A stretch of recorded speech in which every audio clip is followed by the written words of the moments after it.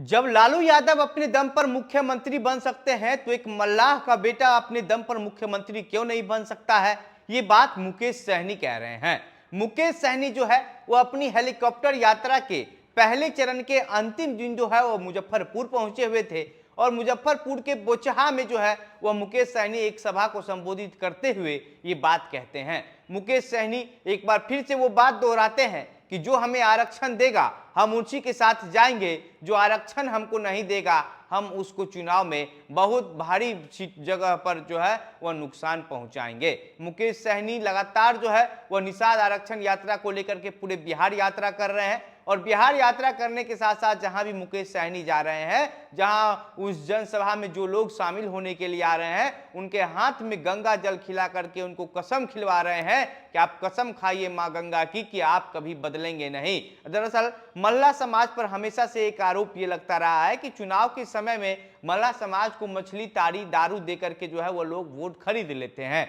मल्ला समाज के जो नेता मुकेश सहनी हुए हैं, इससे पहले बिहार में अगर कह लीजिए तो उतना कोई बड़ा नेता मल्ला समाज का नहीं हुआ करता था और इस वजह से जो है वह मल्ला समाज को लोग जो है वह कहते हैं कि अगर आप चुनाव के समय में 5 दिन लगातार मछली मुर्गा और फिर दारू ताड़ी दे दीजिएगा तो मल्ला समाज आपको वोट दे देगा या फिर कुछ पैसा 500-1000 रुपया लेकर के वो आपको वोट दे देगा। लेकिन जब से मुकेश सहनी जो है वह आए हैं राजनीति में, तब से मुकेश सहनी लगातार मल्ला समाज के नेता जो है वह बन गए हैं और अपने लोगों को ललकारते हुए कहते हैं कि आप लोगों को अब वोट बेचने की जरूरत नहीं है, अपनी छवि बदलिए, अपना एक नेता बनाइए, अपना एक पहचान बनाइए ताकि लोग जो है वो आपको जाति को भी माने और आपका भी विकास हो सके। और इसी बात को लेकर के मुकेश सहनी लगातार जो है वह निषाद आरक्षण यात्रा को लेकर के मांग कर रहे हैं, केंद्र सरकार पर हमला कर रहे हैं। मुकेश सहनी कह रहे हैं कि केंद्र सरकार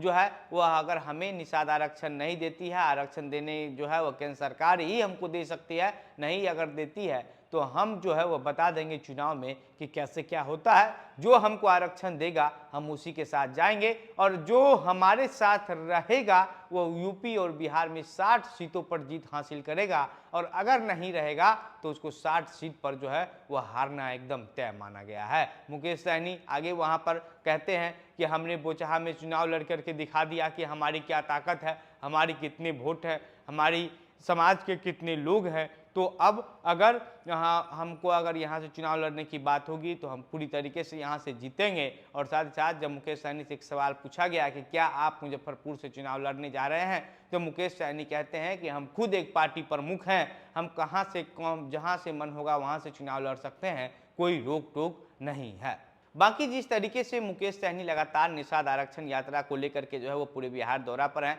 और अपने पहले चरण के अंतिम दिन जो है वो मुजफ्फरपुर पहुंचे हुए थे हेलीकॉप्टर से और वहां पर मुकेश सहनी ने जो हुंकार भरी है, इससे अब क्या कुछ असर केंद्र सरकार पर पड़ती है ये तो देखने वाली बात होगी और चुनाव में मुकेश सहनी किसके साथ जाते हैं ये आने वाला समय बताएगा, क्योंकि चुनाव की चर्चा जो है वो तो होने लगी है। पार्टी जो सभी पार्टियां हैं वो चुनाव की तैयारी में लगी हुई है। ऐसे में मुकेश सहनी का क्या रुख होता है ये जो है आने वाला समय है वो बताएगा। बाकी अब इस पर आपकी क्या प्रतिक्रिया है, क्या आपको लगता है कि मुकेश सहनी जिस तरीके से हुंकार भर रहे हैं, पूरे बिहार यात्रा किए हैं, उसे कहीं ना कहीं केंद्र सरकार पर असर पड़ेगा, केंद्र सरकार मुकेश सहनी के बात पर निषाद आरक्षण दे देगा? आप जो कुछ भी सोचते हैं अपनी बातें अपनी प्रतिक्रिया हमें कमेंट बॉक्स में लिख करके बताइएगा। वीडियो को शेयर कीजिएगा। मेरा नाम घनश्याम सिंह है, आप द बिहार प्रोजेक्ट देख रहे थे। बहुत बहुत धन्यवाद।